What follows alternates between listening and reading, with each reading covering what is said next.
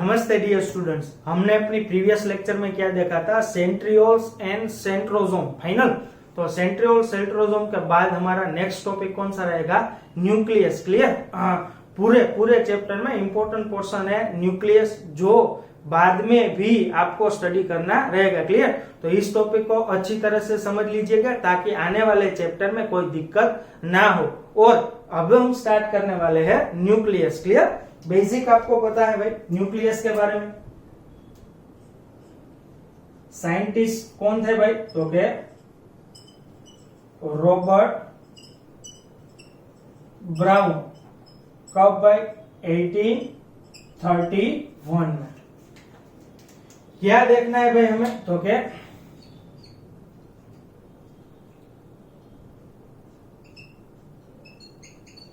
Discovered by him. Final. Nucleus को discover किसने किया भाई? रॉबर्ट ब्राउन ने। और दूसरा क्या लिखना है भाई? तो के डिस्क्राइब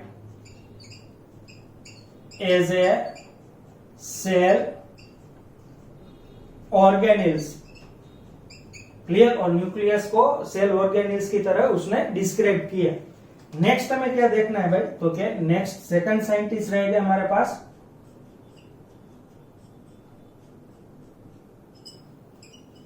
फ्लेमिंग। चलो लेटर ऑन फ्लेमिंग ने क्या किया भाई? तो क्या ही स्टेन द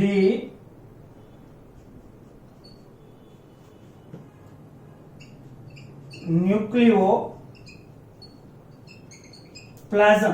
फाइनल। और nucleolar material by basic stain. Clear? and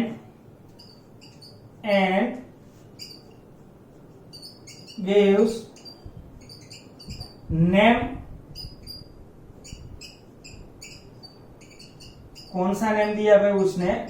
chromatin. Final. उसने क्या किया भाई? तो कि न्यूक्लियोप्लाज्म को उसको बेसिक स्टेन से स्टेन कर दिया। बाद में उस जो भी मटेरियल स्टेन हुआ था उसको उसने क्या नेम दे दिया भाई? क्रोमेटिन। फाइनल। तो उसको भी हमें स्टडी करना है इसी टॉपिक में। क्लियर? नेक्स्ट हमें क्या देखना है भाई? तो क्या चलो अभी स्टार्ट कर देते हैं स्ट्रक्चर।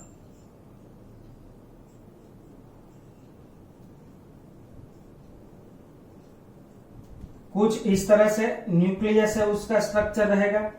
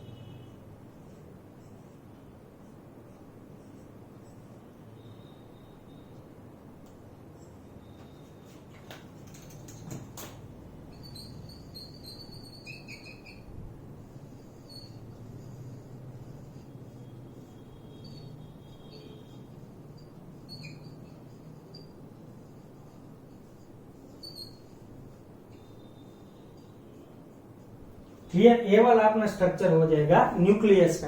तो स्टार्ट करते हुए उसकी स्ट्रक्चर में फर्स्ट पॉइंट हमें क्या देखना है भाई? तो क्या फर्स्ट देखना है nuclear envelope. Final.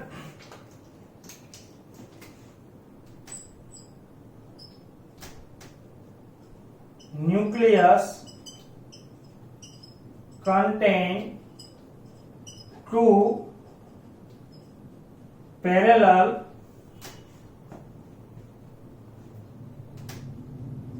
nuclear membrane। Clear, parallelly arrange membrane है। चलो ए वाली हो जाएगी outer membrane and this one is the known as a inner membrane. Final. Next second structure हमें देखना है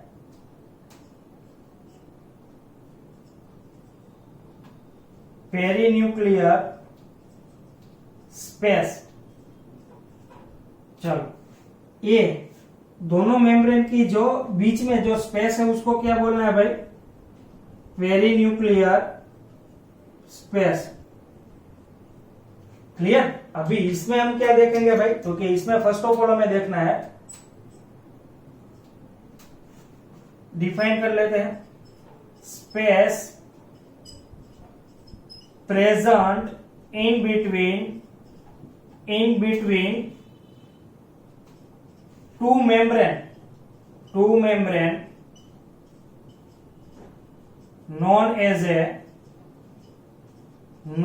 ए क्या बोलना है भाई आपको? उसे पेरीन्यूक्लियर स्पेस। फाइनल। अभी उसकी जो भी साइज है वो कितनी रहेगी भाई? तो याद रखिएगा, एमसीक्यू में बार बार आएगा, 10 to 15 नैनोमीटर की उसकी जो भी स्पेस रहेगी। फाइनल। नेक्स्ट, अभी ये स्पेस है, उसकी बेसिक फंक्शन क्या है भाई? चलो बाद में देख लेंगे। नेक्स्ट हमें क्या देखना है भाई? तो क्या नेक्स्ट थर्ड वन, ये वाला जो अपना पोर्शन है उसको क्या बोलना है आपको? Nuclear pore. फाइनल। तो थर्ड डिफाइन कर देते हैं भाई, न्यूक्लियर पोर। चलो first of all both membrane are not continuous. There is a or at some place of this membrane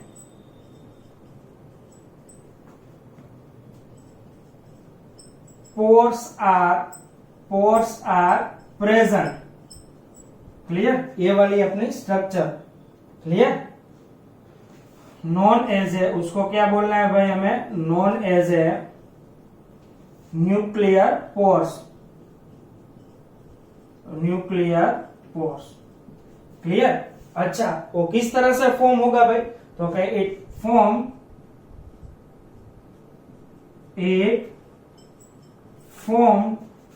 by fusion of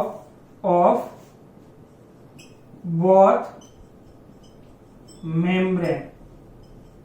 clear. और लास्ट में हमें क्या देखना है? इंपॉर्टेंट वन पार्ट रहेगा लास्ट में हमारा, क्या देखना है भाई? तो कि न्यूक्लियर पोर है, उसकी फंक्शन क्या है? क्लियर। तो देख लो, ये वाला न्यूक्लियस है और न्यूक्लियस की पेरीफेरी एरिया में क्या प्रेजेंट है भाई? तो क्या? साइटोप्लाज्म। ये वाला अपना एरिया क्या हो जाएगा भाई? साइटोप्लाज्म।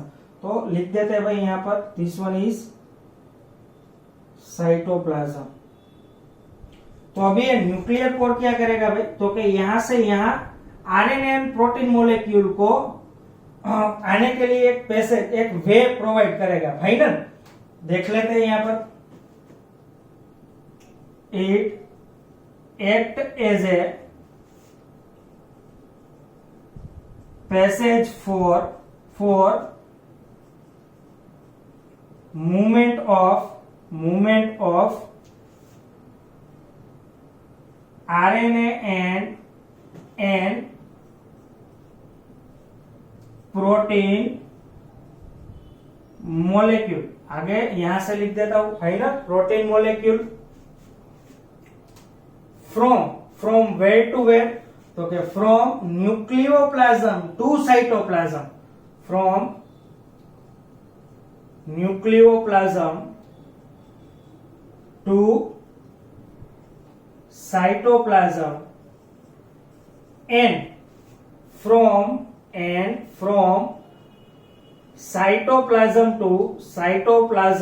to nucleoplasm. क्लियर? कौन सा मॉलिक्यूल आएगा भाई? इनसाइड टू आउटसाइड और outside to inside, RNA.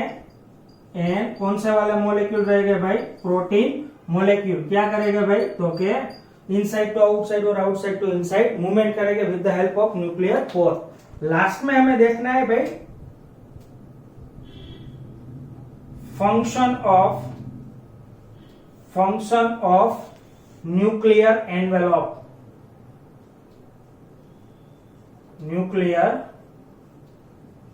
Envelope.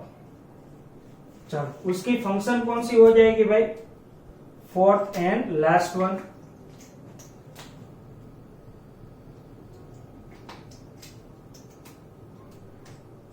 it act as a barrier for what भाई? तो क्या? Cytoplasmic material and nucleoplasmic material. Final for cytoplasmic, for mixing of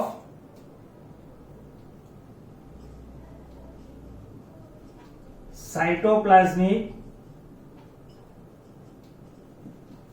material and nucleoplasmic material, दोनों को मर्ज नहीं होने देगा। कौन सा भाई? तो क्या? न्यूक्लियर एनवेलप अपना। फाइनल लास्ट में हमें देखना है फिफ्थ वन हमारा टॉपिक रहेगा number of nucleus per cell, मानी एक सेल में कितने न्यूक्लियस प्रेजेंट रहेंगे। फाइनल तो फर्स्ट हम सिचुएशन देख लेते हैं।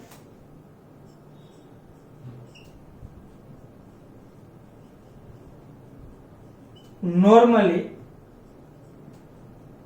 One nucleus present per cell. Final but in a different situation, but in different case. Second one, some cell do not contain any nucleus. कौन से भाई? कौन से सेल रहेंगे जिसके पास न्यूक्लियस नहीं है भाई? तो क्या उसमें हम फर्स्ट एग्जांपल ले लेते हैं, न्यूक्लियस ऑफ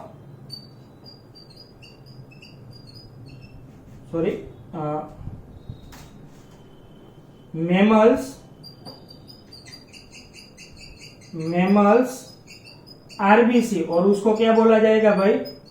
एरिथ्रोसाइट। फाइनल और बोला जाएगा रेड ब्लड सेल। क्लियर? कैसे आरबीसी भाई? तो क्या? Mature RBC. फाइनल दूसरा कौन सा रहेगा भाई? तो क्या? सेकंड एग्जांपल हमारी रहेगी वहां पर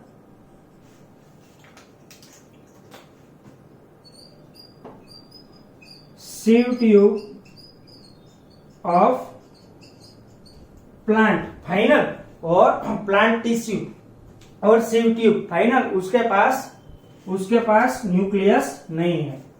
थर्ड एंड लास्ट वन हमें क्या देखना है केस भाई? तो क्या? Some cell contain many nucleus, उसमें हमें कौन सा एग्जांपल याद रखना है भाई? तो क्या? उसमें हम याद रखेंगे first one, A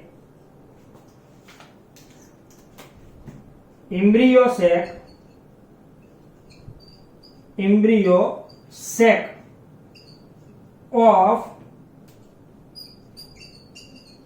flowering plant of flowering plant. Clear?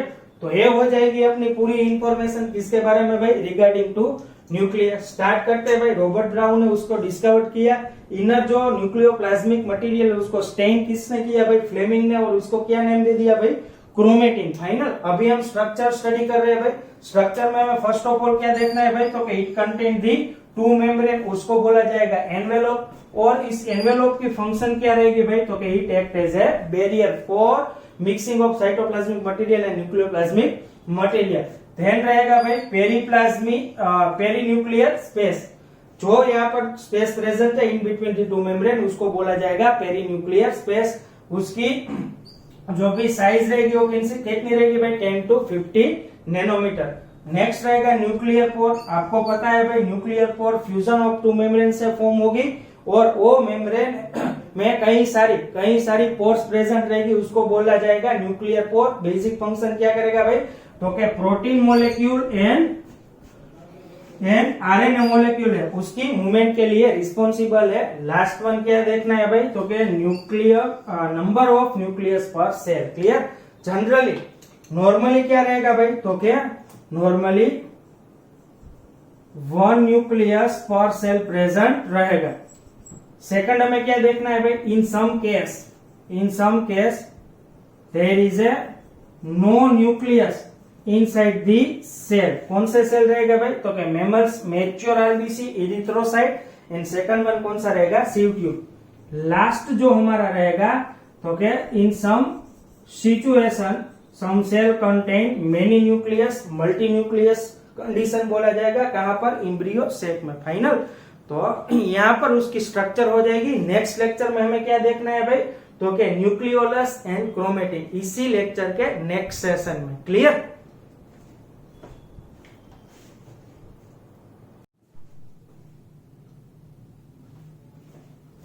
Okay, तो नेक्स्ट रहेगा हमारा पोर्शन न्यूक्लियोप्लाज्म। फाइनल। उसमें हमें क्या देखना है भाई, तो क्या उसमें देखना है nucleoplasm contain two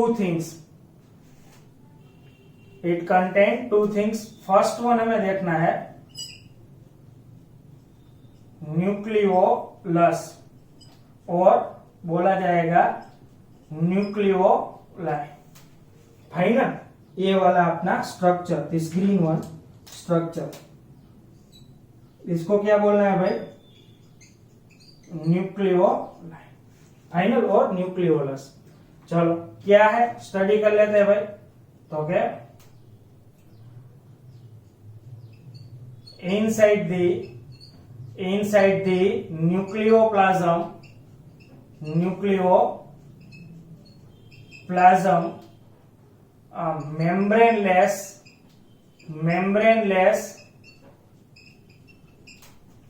spherical structure is present known as a क्या बोलना है भाई आपको उसे, nucleoli. Final. Clear? Basically nucleoli में कोई भी मेम्ब्रेन नहीं है, याद रखना। Next, because of the absence of membrane, some content of nucleolus mixed with the rest of other nucleoplasmic part। Clear? माने इसका मटेरियल इसके साथ मर्ज होगा। क्लियर? देख लेते हैं। Because of absence of membrane,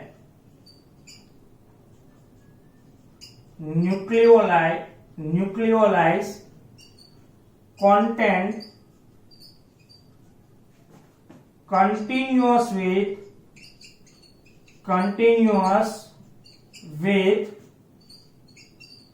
rest of other materials of nucleoplasm. Final. Next हमें देखना है बेसिक फंक्शन ऑफ न्यूक्लियोलाई क्या है। फाइनल। नेक्स्ट हम क्या देखेंगे भाई, तो के function.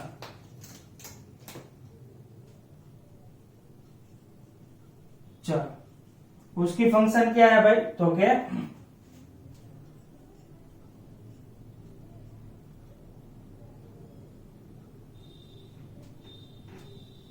it is site of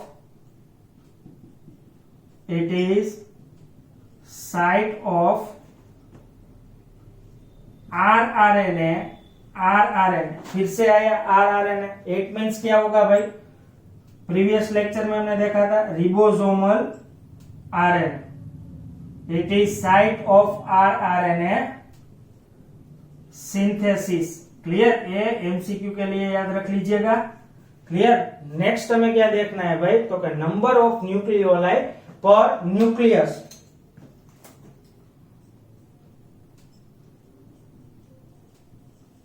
number of nucleoli पर न्यूक्लियस। फाइनल देख लेते हैं भाई।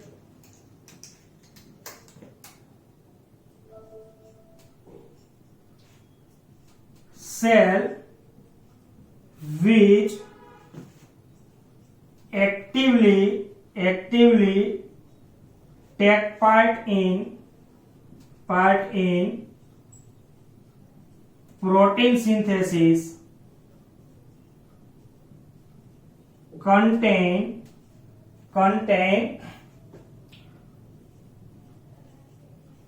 numerous and large nucleoli। Clear, तो ये भी अपना एमसीक्यू पोर्शन हो जाएगा। फाइनल यहाँ पर भी ये उसका फंक्शन भी बार बार नीट टाइप के एमसीक्यू में रहेगा और ये भी नीट एमसीक्यू में रहता है। क्लियर, तो इन दोनों पॉइंट को है लिख के रख दीजिएगा कि ये बार बार एमसीक्यू में पूछे जाते हैं। फाइनल, तो ये वाला अपना हो जाएगा न्यूक्लियोलाई। सेकंड स्ट्रक्चर कौन सा रहेगा भाई, तो के second one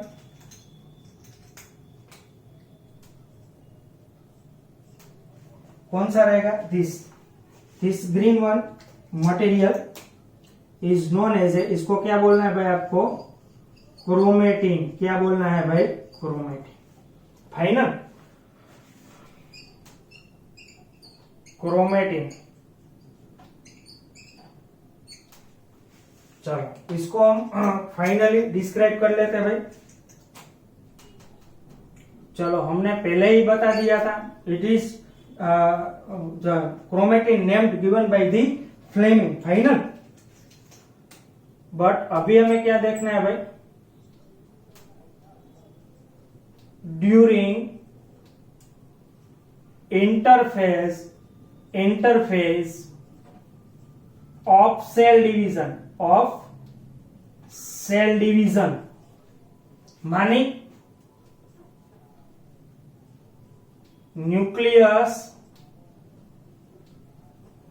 containing cell not divide। Clear, मानी वो डिवीजन स्टार्ट नहीं करेगा, उसको क्या बोला जाएगा भाई, इंटरफेस ऑफ सेल डिवीजन। वो चैप्टर नंबर 10 में हमें डिटेल्स में देखना है। क्लियर, तभी क्या करेगा भाई, तो क्या डिवीजन हमें क्या देखना है भाई, तो क्या न्यूक्लियोप्लाज्म कंटेन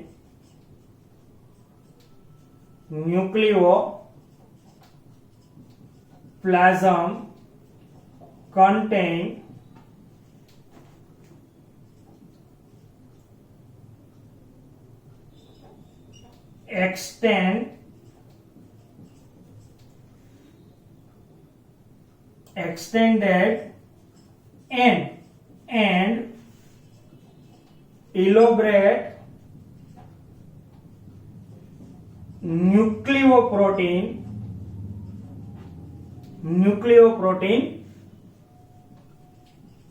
फाइबर। कौन से फाइबर रहेगा भाई, न्यूक्लियोप्रोटीन। इसका मीनिंग क्या रहेगा भाई, देख लेते हैं भाई। तो क्या nucleoprotein is equal to what, nucleic acid plus protein, उसको क्या बोला जाएगा भाई, nucleoprotein. Final this nucleoprotein present inside the nucleoplasm is known as a chromatin. Final किससे स्टेन होगा, तो क्या वो स्टेन होगा बेसिक स्टेन से, याद रख लीजिएगा किससे स्टेन होगा, बेसिक स्टेन से। Clear, and it stand by basic stain. चलो नेक्स्ट हमें देखना है क्रोमेटिन है उसकी कंपोजिशन क्या है। फाइनल मोस्ट इंपोर्टेंट पार्ट यहां पर तो लिख दिया है उसकी कंपोजिशन, बट शॉर्ट में है। अभी हमें देखना है composition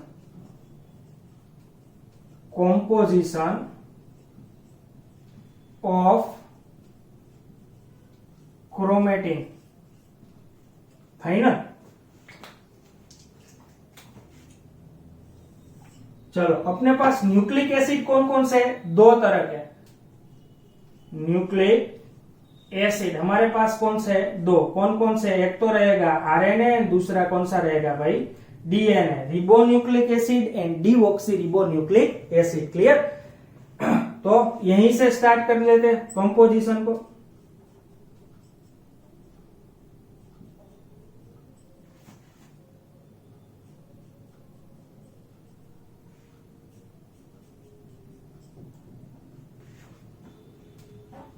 First, it contains the DNA molecule plus RNA molecule plus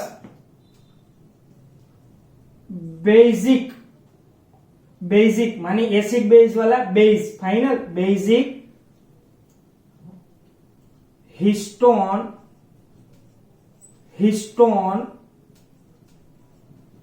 protein plus उसके पास क्या रहेगा भाई, and plus it contain non histone protein. Clear, four things कौन कौन से भाई, तो कि एक वाला हो जाएगा डीएनए, दूसरा कौन सा हो जाएगा भाई, तो कि आरएनए, दूसरा हो जाएगा RNA, both are the nucleic acid. Final next some basic protein known as a histone, और लास्ट वन कौन सा हो जाएगा भाई, non histone protein. Non histone और हिस्टोन क्या है भाई, तो कि जो भी प्रोटीन हिस्टोन नहीं है उसको, जो भी प्रोटीन न्यूक्लियोप्लाज्म में प्रेजेंट है और वो हिस्टोन नहीं है तो उसको आपको क्या बोलना है, simply non histone protein. Clear, ये वाला पोर्शन भी हमें देखना है स्टैंडर्ड 12th में, फाइनल चैप्टर नंबर 6 में, वहां पर इसको डिटेल में समझ लेंगे। फिलहाल इतना याद रखो, it contain the basic histone protein and non histone protein. Clear, next हमें क्या देखना है भाई, तो क्या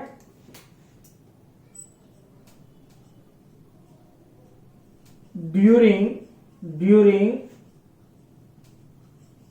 some stage of cell division this chromatin material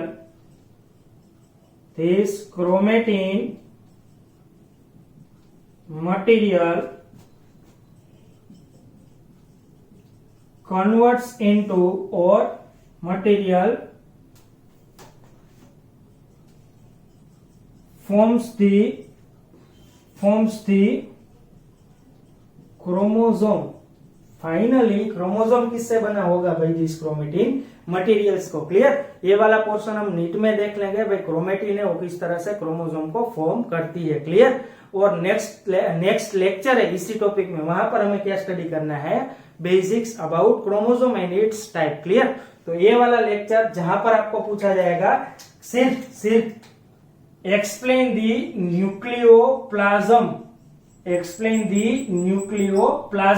then आपको सिर्फ दो थिंग्स देने हैं। कौन कौन से भाई रहेंगे भाई, तो कि एक रहेगा न्यूक्लियोलस एंड दूसरा कौन सा आपको बताना है भाई, तो कि सेकंड वन आपका रहेगा क्रोमेटिन।